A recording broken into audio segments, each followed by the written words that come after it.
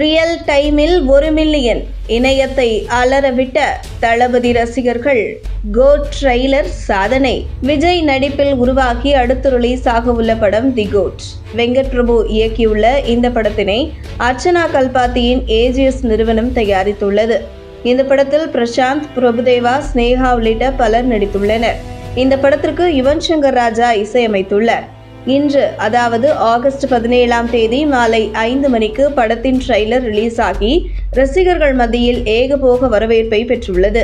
இந்த நிலையில் trailer release ஆகிய சில நிமிடங்களில் படத்தின் ட்ரெய்லரை யூடியூப் தளத்தில் ரியல் டைமில் மட்டும் 1 மில்லியனுக்கும் அதிகமானோர் பார்த்துள்ளனர்.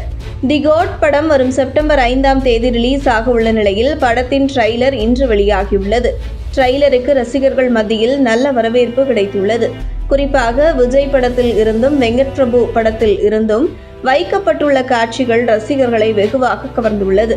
மங்காத்தா படத்தில் இடம்பெற்றுள்ள அஜித் பேசும் வசனமான "சத்தியமா இனிமேல் குடிக்கவே மாட்டேன்" எனும் டயலாக்கை அஜித் ரசிகர்களுமே கொண்டாடி வருகின்றனர். ட்ரெய்லரை பார்த்த ரசிகர்கள் படம் ஹாலிவுட் ரேஞ்சுக்கு இருக்க போவதாக கூறி வருகின்றனர்.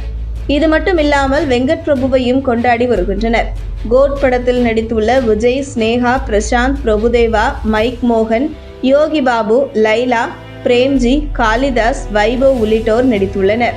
இந்த படத்திற்கு யுவன் சங்கர் ராஜா இசையமைத்துள்ளார்.